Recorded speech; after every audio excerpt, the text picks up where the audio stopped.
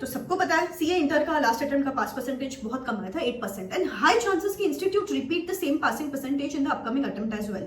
लेकिन इनडायरेक्टली ना वो काफी बार हिंट्स देते हैं जिससे you can increase your chances of passing and fall into that bucket of 8-9% students who are going to pass in the upcoming examinations. ICI examiner comments recently उन्होंने release किए, वेबिनार्स कंडक्ट करते हैं, Fortnite programmes conduct करते हैं, जहां पे वो लोग इनडायरेक्टली बताते हैं कि कौन से ऐसे चैप्टर्स है जिसमें से अपकमिंग अटेम्प्ट में 100% क्वेश्चंस एक्सपेक्टेड है, कौन से ऐसे एडजस्टमेंट्स है जहां पे बच्चे गुफ अप करते हैं, हमको पता है and will make sure to repeat those adjustments in the upcoming examinations. Presentation किस टाइप का एक्सपेक्टेड है, अमेजिंग इनसाइट्स होते हैं। ये सब देखने जाओगे ना तो आपका काफी सारा टाइम जाएगा, इसलिए गाइस डू नॉट वरी, मुझे काफी सारा टाइम डालना पड़ा, लेकिन एक समरी बनाई है मैंने based upon all of these webinars, examiner comments, fortnight programmes, so that आपके हर सब्जेक्ट में मिनिमम 5-10 मार्क्स बढ़ जाए एंड काफी बार ये जो एग्रीगेट इशू हो जाता है ना वो रिजॉल्व हो जाएगा। सो ऐसे ही काफी सारे वीडियोस एंड तक चैनल पे आते रहेंगे, सब्सक्राइब करके रखना, बेल आइकॉन हिट करके रखना और अभी बिगिन करते हैं। And also guys one more quick update, काफी सारे स्टूडेंट्स ना अभी कंफ्यूज्ड है, डायरेक्शनलेस फील कर रहे हैं कि मैम 20-25 डेज बच्चे समझ में नहीं आ रहा अभी स्मार्ट स्टडीज करके कैसे एग्जामिनेशंस क्लियर कर ले। गाइस डू नॉट वरी, सिर्फ आप लोग के लिए मैंने एक fast track last 25 day mentorship plus test series batch launch किया है, जिसका सिर्फ एक सेशन हुआ है कल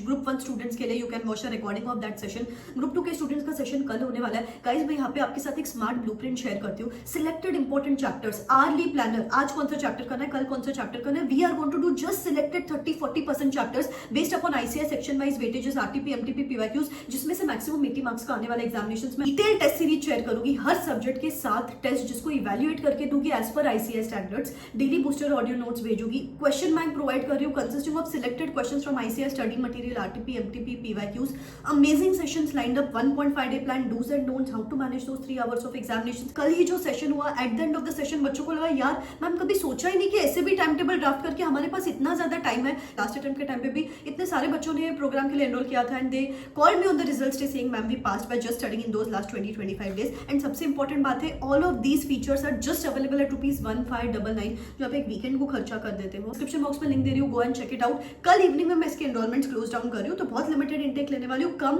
let's give ourselves this last best chance. अभी शुरू करते हैं। सबसे पहला सब्जेक्ट है अकाउंट्स। अकाउंट्स में you see constant examiner comments and constant, हर वेबिनार में वो एक ही बात बोलते हैं, accounting standards is the most under performed area. आजकल आप देखोगे लेफ्ट राइट सेंटर चेक करते हैं आपको अकाउंटिंग स्टैंडर्ड्स पर से। तो बेटा जो भी करो, अब ये लास्ट के फ्यू डेज में ना जितना Q&A बेस्ड क्वेश्चंस प्रैक्टिस करोगे of the accounting standards and do it in depth, बहुत यूजफुल रहेगा आपके लिए, because this is extremely under performed area. आप यहाँ पे देख सकते हो स्क्रीन पे कौन सी मिस्टेक्स होती है जनरली। बायबैक में, जर्नल एंट्रीज में जनरली प्रॉब्लम देखी गई है। कैश फ्लो में या तो क्लासिफिकेशन, नहीं तो प्रेजेंटेशन में प्रॉब्लम देखा गया है, आप देख सकते हो स्क्रीन पे।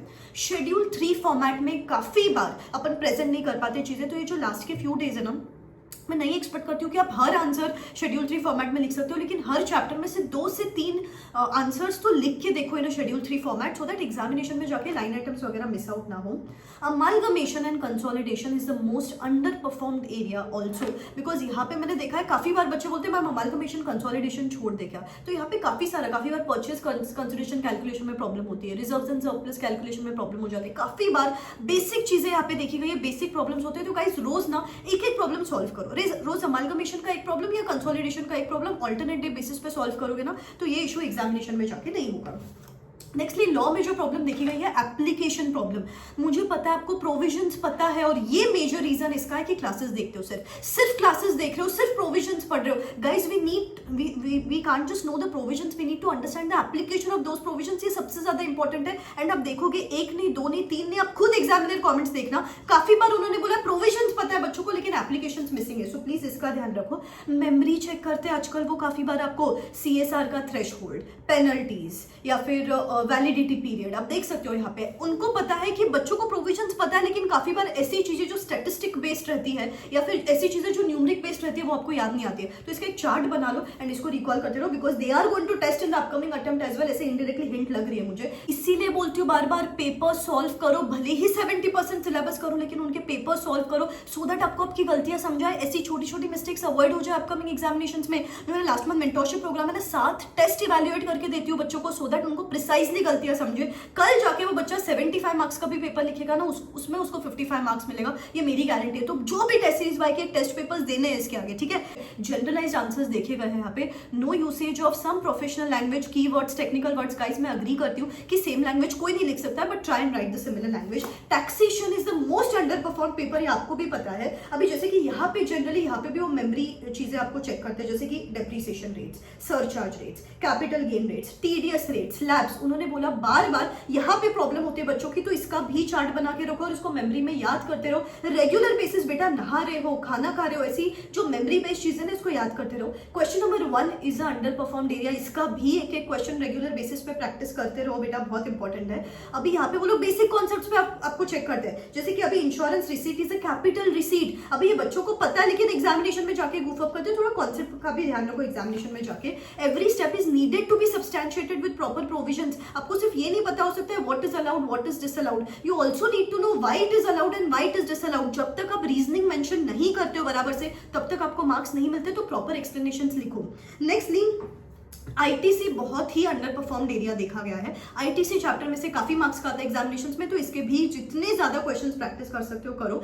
जीएसटी में, आरसीएम, एफसीएम में जनरली कंफ्यूजन होता है। इंटरेस्ट कैलकुलेशन में भी जनरली कंफ्यूजन होता है, तो जनरली अगर जितना हो सके ये आरसीएम, एफसीएम का क्वेश्चन, प्लेस ऑफ सप्लाई में जनरली प्रॉब्लम होती है बच्चों को, या फिर इनवर्ट सप्लाई, आउटवर्ड सप्लाई, यहाँ पे कैलकुलेशन प्रॉब्लम्स होती है बच्चों को। तो ऐसी जो बेसिक कैलकुलेशन एरर्स है जो वो बार बार बोलते हैं, जो आपको भी पता है आपकी होती है, इनके बार बार क्वेश्चंस आप प्रैक्टिस करते रहो। So this is with respect to group 1 students. If you want to leave the session you can leave. Nextly costing में थियोरी बहुत ही अंडर परफॉर्म देखा गया बेटा। 10 से 15 मार्क का थियोरी आता है, अगर आपके पास टाइम है, if you can do, please theory पे भी इक्वल इंपॉर्टेंस दो। Nextly standard costing and marginal costing, ये दोनों चैप्टर्स थोड़े से अंडर परफॉर्म है, तो इनके भी क्वेश्चंस मैं क्या बोलती हूँ बेटा, रोज 2 घंटे रिजर्व रखो for all of these chapters. एक 15-20 minute standard costing, 15-20 minutes marginal costing, 15-20 minutes amalgamation, 15-20 minutes consolidation, 15-20 minutes GST का है फर्स्ट क्वेश्चन, इनकम टैक्स का फर्स्ट क्वेश्चन। ऐसे रिजर्व रखोगे ना तो ये अंडर परफॉर्म एरियाज आपके कवर हो जाएंगे।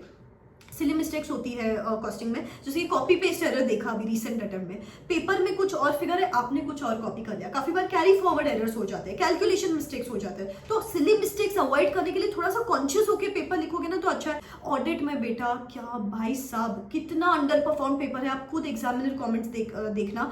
एवरी आंसर में उन्होंने लिखा it is the most average performed answer, the performance of the examinees was very poor. एक भी क्वेश्चन मुझे नहीं मिला जहां पे उन्होंने बोला कि एक बच्चों ने डिसेंट तो अटेम्प्ट किया। तो बेटा प्लीज ऑडिट पे बहुत ध्यान देने की जरूरत है अभी। जैसे कि यहाँ पे बेसिक चीज मैं आपको बोलती हूँ, रिक्वायरमेंट कुछ और है, आप कुछ और लिख के आ रहे हो। जैसे कि एक क्वेश्चन है, प्राइमरी बुक्स पर से क्वेश्चन है, आप सब्सिडरी बुक्स पर से क्वेश्चन है, प्राइमरी बुक्स का आंसर लिख के आए हो। एक है ऑब्जेक्टिव्स का एक कुछ क्वेश्चन पूछा था, या फिर रिस्पॉन्सिबिलिटीज का क्वेश्चन पूछा था, आप ऑब्जेक्टिव्स लिख के आए हो। एक लेसी के पॉइंट ऑफ व्यू से कंक्लूजन लिखना था, आप लेसर के पॉइंट ऑफ व्यू से कंक्लूजन लिख के आए हो। एक क्वेश्चन था डिसएडवांटेजेस पूछे थे, आप एडवांटेजेस लिख के आए हो। अरे पूछ कुछ और है, आप कुछ और लिख रहे हो। बेटा रीड द रिक्वायरमेंट। जितना मैं फील कर पा रही हूँ एग्जामिनर कमेंट से या फिर बच्चों के सर्टिफाइड कॉपीज देखने के बाद, बच्चों को जो नॉलेज आ रहा है ना ऑडिट में वो बस लिख रहे, पूछा कुछ और है। और अगर आपका नॉलेज कुछ और है तो जस्ट बिकॉज आपको वो नॉलेज आप लिख के आ रहे हो, ऐसा नहीं होता है ना बेटा। You need to read the requirement of the question properly. कौन कौन ये गलतियां करते हो ना, मुझे जरूर कमेंट सेक्शन में कन्फेस करके बताना है। जेनेरिक आंसर्स देखे गए हैं, कुछ प्रोफेशनल लैंग्वेज नहीं है यहाँ पे, तो जेनेरिक आंसर्स यहाँ पे देखे हुए, तो take care of that as well. Nextly conclusion में काफी बार दिक्कत है। Conclusion is asked from the auditor's point of view और from the management's point of view, काफी बार उसमें गलतियां कर देते बच्चे, तो take care of that as well. तो रिक्वायरमेंट, जेनेरिक आंसर, कंक्लूजन, हर एंगल से यहाँ पे प्रॉब्लम है, take care of these little things.